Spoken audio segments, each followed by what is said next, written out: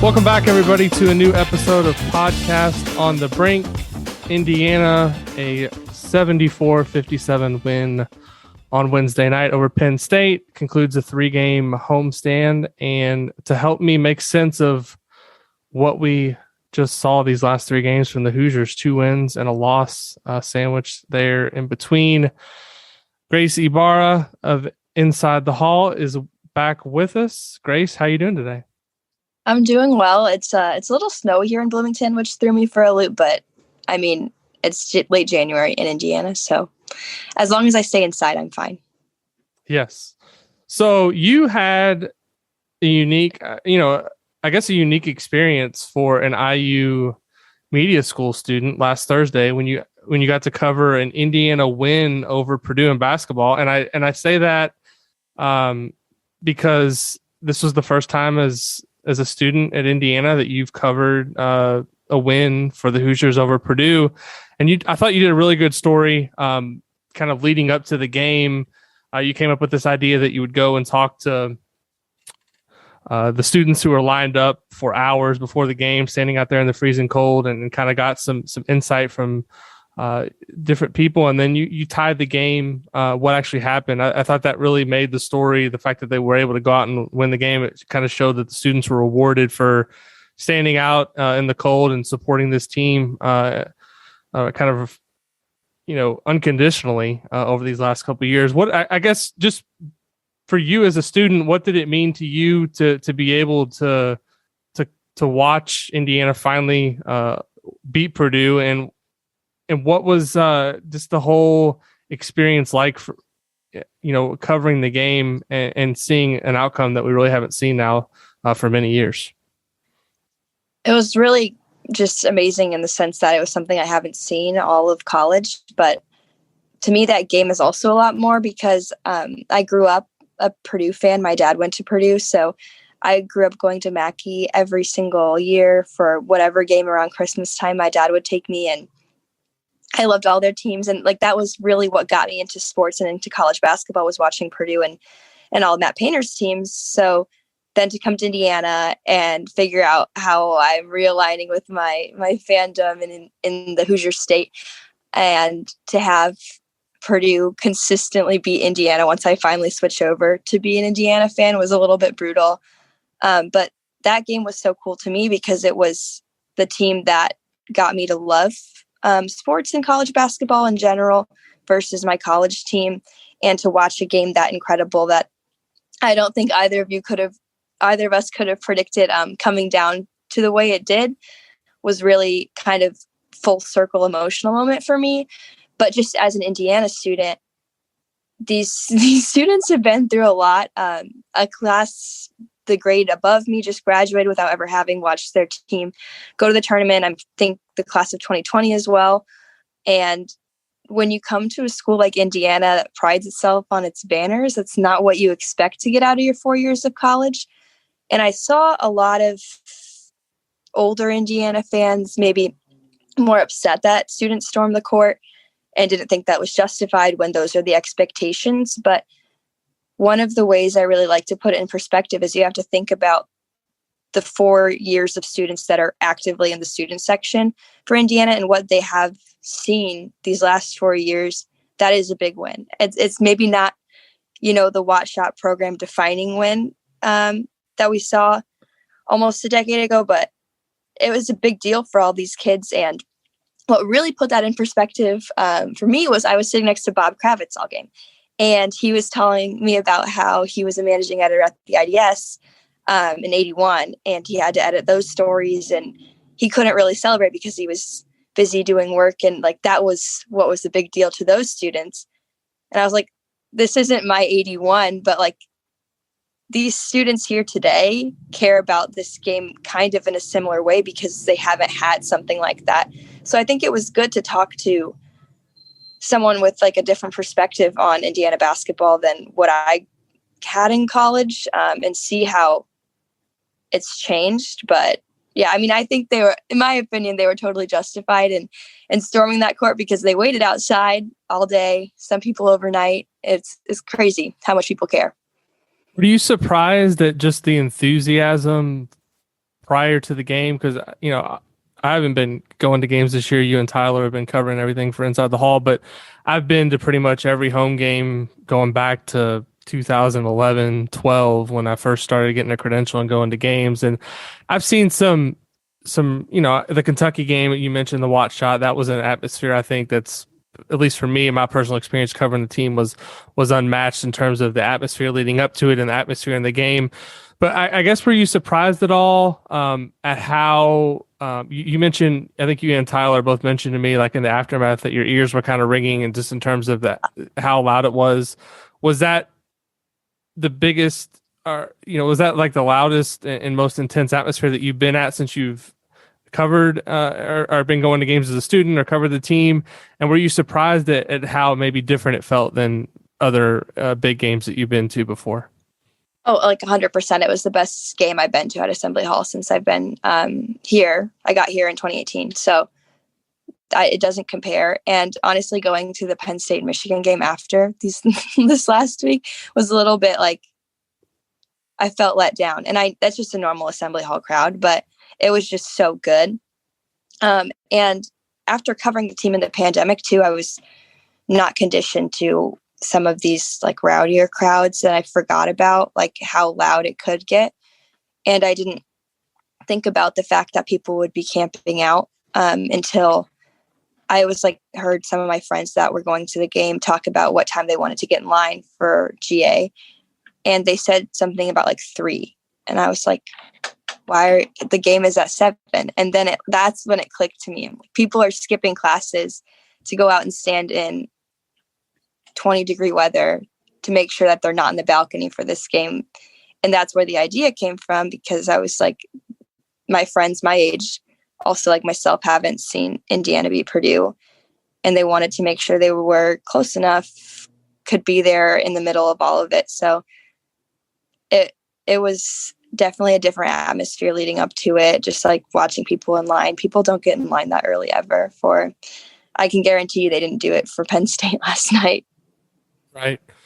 In terms of the game itself, Indiana obviously gets a big win. I think in terms of its resume, easily its best win of the season. The Ohio State win was obviously a big win and in more convincing fashion earlier this season. But the Purdue win over a team that has a chance to be a number 1 seed, and the way that it happened, with Rob Fennessy playing really, in terms of this season, easily his best game in an IU uniform, probably the best game he's ever played at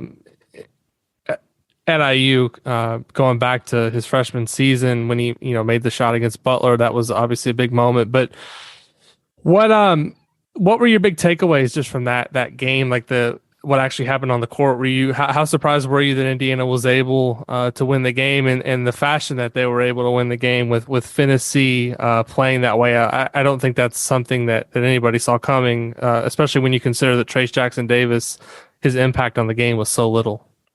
Yeah, that's honestly what's most surprising about the outcome of the game. But I was up at Mackey the Friday before that, and I took my dad to a Purdue game just for fun, old time sake, like I used to with him. And it was Nebraska Purdue, and Nebraska just got like torn up in the opening minutes. And I was sitting there, whatever I was doing, watching it, and Nebraska just kept turning the ball over and like completely unforced, just panic. And my like main thought in that moment was, the only way Indiana can have a chance at winning this game is if they take care of the ball, because Purdue's just going to keep making them pay for it, like they did for Nebraska when I was watching that in person.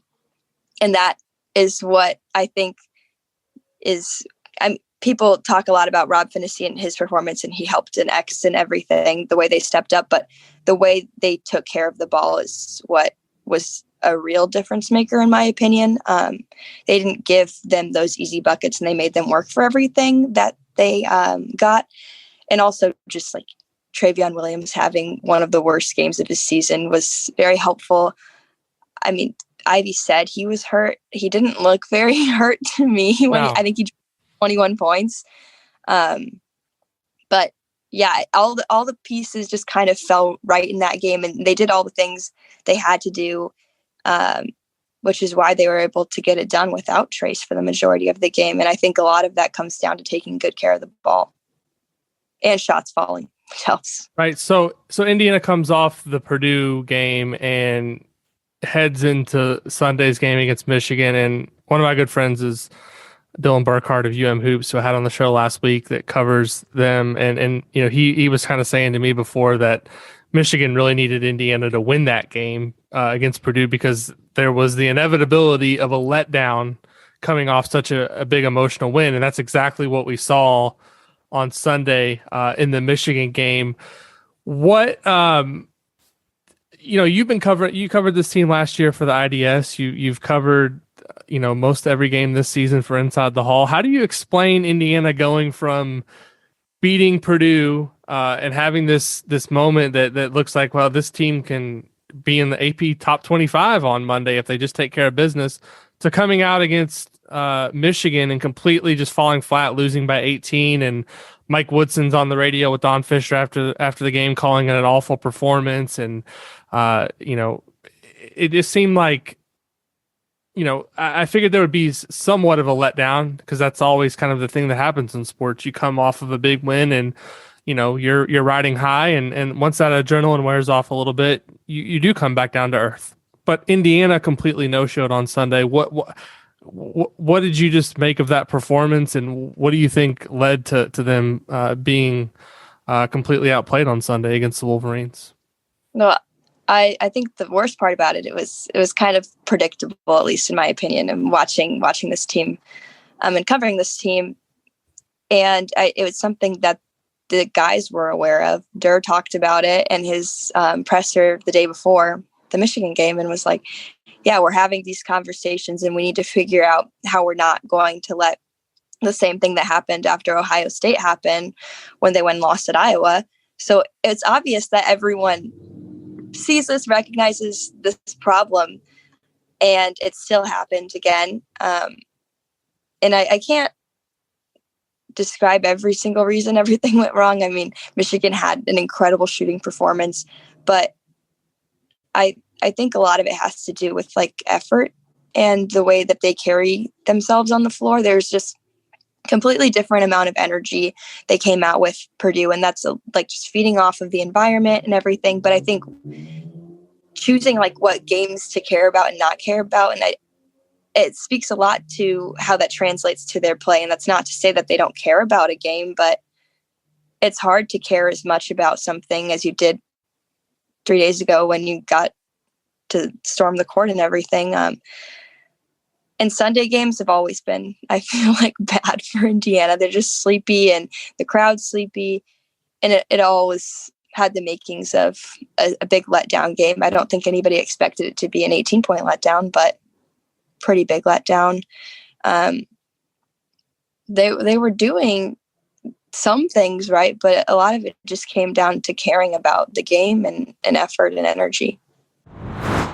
Our friends at Homefield produce the world's most comfortable premium licensed collegiate apparel out of their headquarters in Indianapolis. Run by IU grads, Homefield studies Indiana's history to come up with the most unique apparel designs available for Hoosier fans anywhere. Our current favorites at Podcast on the Brink are the 1987 National Champs t-shirt commemorating IU's last national championship and the vintage 1965 Indiana University Bison t-shirt. And it's not just Indiana apparel available at Homefield. They're constantly adding new schools to the over 120 currently available at homefieldapparel.com. Podcast on the Brink listeners can save 15% off of your first purchase by using code BRINK15 during checkout at homefieldapparel.com. Where did you come down on the whole discussion in the aftermath of the Michigan game about the starting lineup and whether or not it should change? I've watched enough of Mike Woodson coach his team this year and kind of how he's answered the question over the course of the season.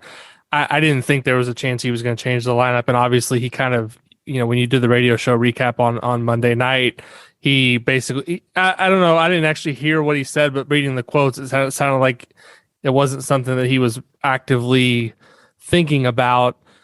I'm just curious, did you think that was something that needed to be looked at further after that game, or do you think it's been overblown in terms of a discussion and talking point? Because my whole thing about it is, all right, it's fine to say let's change the starting lineup, but what is the solution that you present that we know is going to be an upgrade? People say, well, Parker Stewart and Miller Kopp don't both need to be starting, and I'm like, okay, well, who are you putting in? Are you putting in Rob Finney, the guy that has basically one game all season where he's played really well offensively, and other than that, he's not played well? Are you putting in Trey Galloway, who, in the Iowa game was turnover prone at times and has different things in his game that are weaknesses? It's like, I feel like every time that something bad goes wrong, the rush is to change something, but it didn't necessarily make a ton of sense to me to just jump to the conclusion of changing the lineup for the sake of it.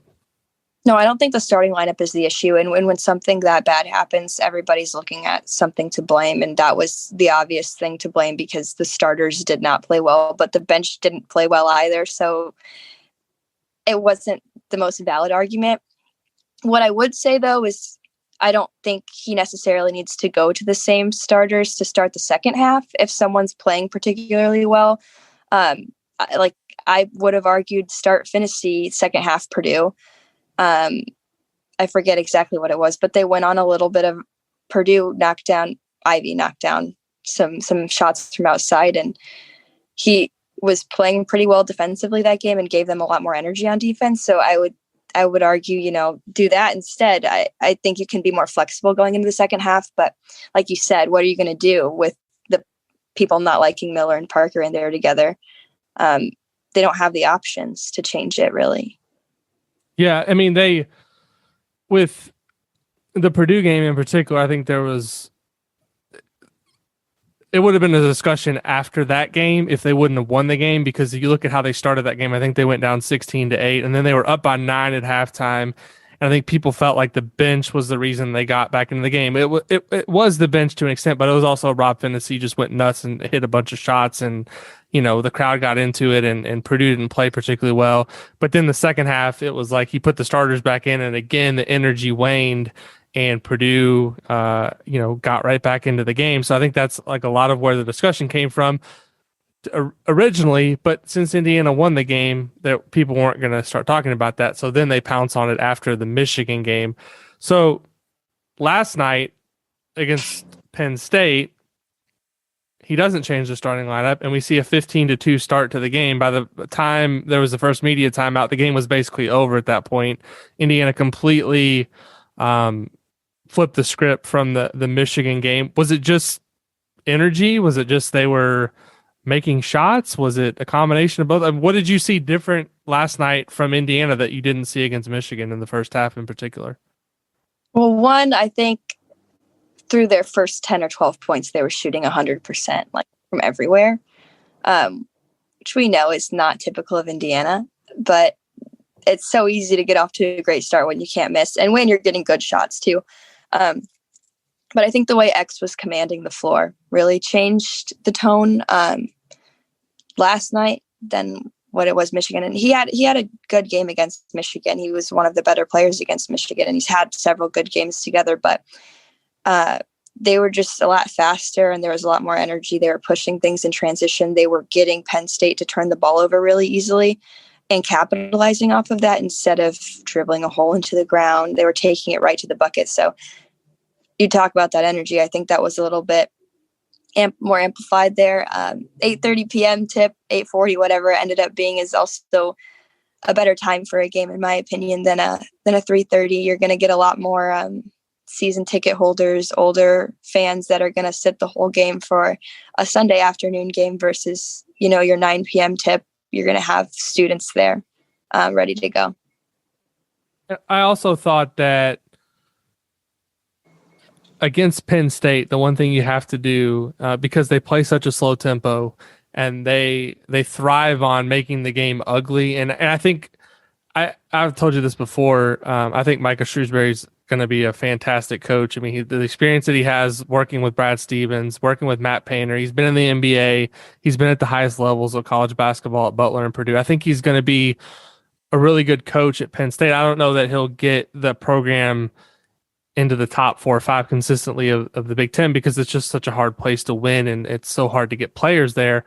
But with this particular team, I think one thing he's done that's pretty smart. He's recruited all these guys that are from lower levels, kind of out of necessity from the transfer portal, taking some chances. Some guys have worked out. He got a decent amount of guys to come back, but it's not the most talented team. So rather than trying to run up and down and outscore teams, he's come up with this system in his first year as a head coach. We'll see how it continues as he goes along, where he's just going to try to run as much time on the shot clock. He's going to make you grind out possessions. And in the game at State College, if you watched it closely, Indiana got pretty frustrated with that style play, having to slow down. So I thought last night going into the game, Indiana had to get off to a really good start to kind of take that away from Penn State, because they were going to thrive off of keeping this game low scoring. Penn State wanted the game to be in the high 50s. They ended up scoring 57, but Indiana scored 74.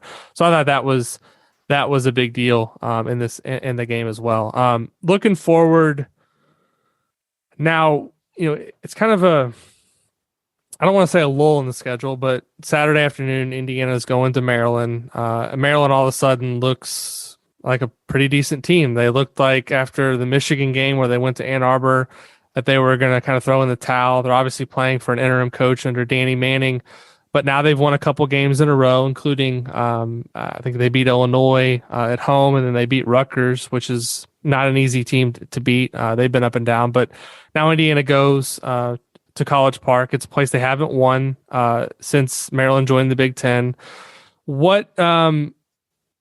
What do you expect to see out of Indiana this weekend against Maryland? This is a team that's won one road game in conference play. They beat Nebraska. But it's important, I think, that they figure out a way to get a couple more road wins. And looking at the Ken Palm numbers, where Maryland's ranked their 80th, this is the second most winnable road game Indiana has left on the schedule. So to me, it's looking pretty important for them to come out and play well. Yeah, I was just about to say that. You cannot drop this road game when you have ones that are tougher left on the schedule still. And streaks in the Big Ten are hard to break, as we saw with Purdue. That Michigan streak, we didn't talk about it, but it still exists. It's been, since 2016, since Indiana last beat Michigan. Yeah. We saw the issues at Wisconsin. That's a streak older than I've been alive. And not to say that they don't have a shot at beating Maryland. They're a better team than Maryland, but sometimes when those things just pile up, it's really hard to break them. And they have not proven that they can finish and close out games on the road yet. So what they need to do is to not let this get tight and not let it come down to the last 5 minutes, last final possessions, because I don't think they're capable of doing that in a setting in which they don't have the backing of their fans, and they get frustrated really easily. So like you said, if we can see some more of that faster start from them, where they can get out and get confident and push the ball in transition, like they've shown they can be really effective, that'll be really good. But it's a game that they can't drop, whether you said being the second most winnable, and it's something they need under their belt to prove that they can win on the road for the rest of the season. Because as much as the Nebraska win was good to get that first road win out of the way, I don't think it really showed that they can put one away on the road. Nebraska, I don't know how many shots did they miss down the stretch. They were practically handing them the win, and they just couldn't get anything to go in the basket. Right. Exactly. I mean, you look at the remaining road games. Here they are. They're Maryland, then they're at Northwestern, which Northwestern, say what you want about them, but they just went on the road last night against Michigan and took them down to the wire. I think the game, it didn't go to overtime, or I don't remember. I was watching the end of it. It was a close game down the stretch, and they won at Michigan State. So Northwestern is not going to be an easy game. So Maryland, Northwestern, Michigan State on the road, Ohio State on the road in a game that Ohio State's going to be looking for revenge for the earlier matchup. Yep. And then they've also got Minnesota on the road, which Minnesota, who knows how they'll look at that point in the season, and then Purdue, which that's another game that really looks like it's going to be an uphill battle. So looking at this realistically, I mean, Maryland, Northwestern, and Minnesota are the ones that you say you probably need to get one or two of those if you want to finish above 500 in the Big Ten. I mean, do you? I guess what confidence level do you have that Indiana is going to be able to figure this out and get a couple more road wins? Are they going to have to win out at home in order to have the necessary Big Ten wins to get back to the tournament? The same thing that happened after Purdue. Not that this was a big win last night, but it was a blowout, and it's the first blowout that they've had against a Big Ten team like that. So there's that level of confidence coming off of it, but they cannot, they need to forget about it.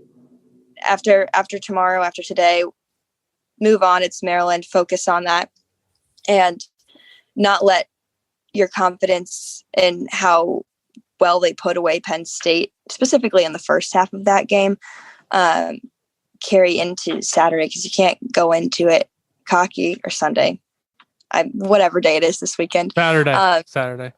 Saturday. Okay, thank you. I second guessed myself there with the Sunday. Maybe they'll play Saturday. But yeah, I think to avoid being that kind of roller coaster team that we've seen Indiana be in the past, very up and down with wins and coming off of them, I think the best thing they can do is just forget about Penn State and focus on Maryland. What do you think the solution is going to be at point guard if Rob Phinissee's out for an extended period of time? Or, it was interesting to me last night for the first time that Mike Woodson talked about Christian Lander being unavailable, which I asked you and Tyler before the game last night how he looked during warm-ups, and it seemed like things were normal. I know there was a couple games ago where he didn't dress or wasn't in uniform, but he's been in uniform the last couple of games. He hasn't played since the Northern Kentucky game, I think, on December 22nd. So it's been quite a while now. What's the solution for the backup point guard minutes if Phinisee can't go and Lander remains out? Is this a situation where you're going to have to play Xavier Johnson 35 minutes a game and then try to buy some time with Trey Galloway at the point, or how do you see this working out? Yeah, I don't think playing X 35 minutes is probably the best solution, because he's best when he's explosive and has energy, and he needs that guy like Rob to come in and take over so he come out and do some of the incredible things we've seen him do the last 3 games. I do think Trey Galloway will probably end up being the answer if Rob is out a little bit more long-term here. I don't know what that's going to look like, but we know it's not going to be Lander. And I didn't hear anything until yesterday about Lander being injured, and I got no inkling. I know we haven't received anything about it, and I feel like when Galloway was injured, we got emails. So it's all a strange situation, and he looks fine to me when he's warming up, but again, he hasn't played in so long, so that's just not going to be an option at all. You watched him last season play some for Indiana. Did you think going into this year that he would take a step forward and have a bigger role, or are you not at all surprised that he's basically been a non-factor for this team? I think it really depended on who Woodson was going to bring in, but after seeing who he has, I'm not surprised.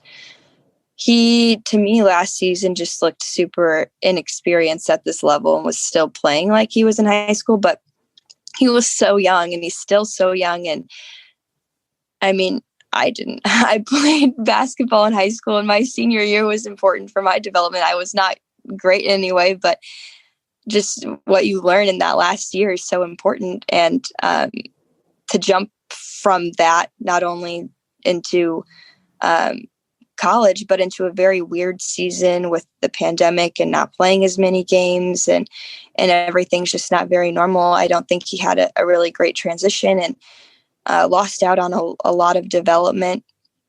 And I don't think I've seen him, he's improved, but I don't think I've seen him improve a ton in terms of maturity and confidence on the floor. And that's where I could see Woodson just not wanting to play him for that reason.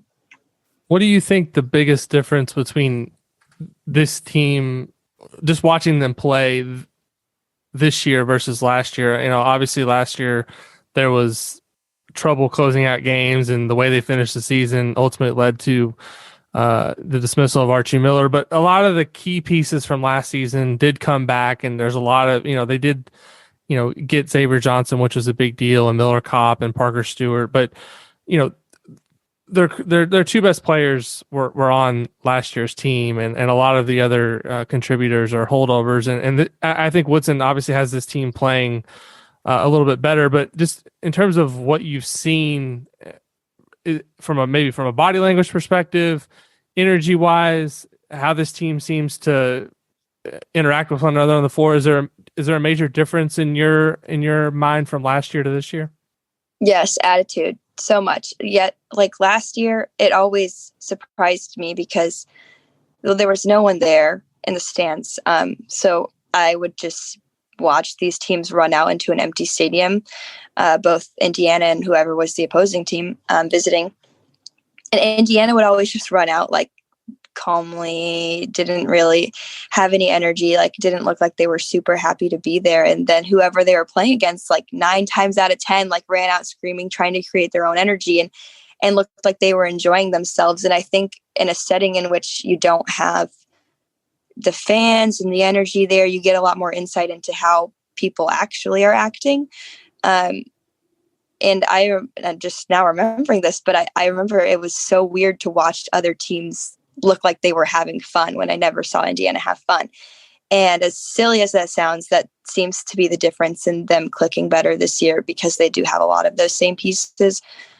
Like Race and Trace are always like smiling, just having a good time with each other. And that translates to them having really good chemistry on the floor, both on the offensive and defensive ends of things. And Trace has tweeted about it all the time over the summer, was like having fun, and they seem to all be like really good friends. For the most part, that stuff helps because it helps with communication. It helps with enjoying doing what you're doing. And Woodson really seems to care about all of them. And like we saw him rip into Geronimo last night a little bit, but he's not doing that if he doesn't want the best for his players. And it's cool to see that sort of emotion, whether it's positive or negative, but just an indication that people care about this game and care about their team. Do you think that the change, the coach, because you're on campus and you have friends that go to games and you're around other students, I'm just curious, like how would you describe like the morale on campus and among students, like towards IU basketball this season compared to last? Oh, way happier. Even if we're talking about this team maybe being a bubble team, maybe being a higher seed in the tournament, people don't care. Like, they love Woodson. And as much as I think the whole suit thing is annoying, I think it's been really cool to see the students band together in a way I haven't seen the last 3 years, and care about the coach and care about the players. And whenever I see one of them out, like a player or just walking around, students will always like stop and say hi, or like tell them I'm like good game. And they're always just like really happy to interact with people. And I've seen Woodson out so much. I never, ever, ever in my 3 years that he was here, saw Archie Miller out, except for this one time he was giving a campus tour to who I forget who, but he was in the media school. And I was like, what is Archie doing here while I'm in class? But it's just cool the way that they've embraced the community. I know that was one of Woodson's goals when he first came in, was to get back into the community and get back into high-fiving fans and signing autographs. And he's been really intentional about doing that. Grace, thank you for the time today. Thanks for coming on the show. I think it was really good to get your insight based on just, you've been in student media for a long time, and you covered the team last year, and you've been doing a great job. I try to tell you as much as possible in our Slack conversations. I've been really impressed with the job that you've done this season for Inside the Hall. It's been a lot of fun working with you, even remotely. It's been a real pleasure, and I know you're going to go on to do great things when you get out into the real world. And we still got a couple more months of of basketball here together. So it's going to be a lot of fun. We'll try to have you back on the show later down the stretch. Maybe get you and Tyler, and we can do the three of us talking about things here later in the Big Ten season. But thanks for the time today. We really appreciate it. Of course. Thank you for having me. And everybody, we'll be back again next week with another episode. We'll have, obviously, the Maryland game to break down, and with no games next week, during the week, we'll have an episode probably midweek. Thanks, everybody, for listening. As always, if you enjoy the show, please leave us a rating or review on iTunes or Spotify, and we'll be back again next week with another episode of Podcast on the Brink.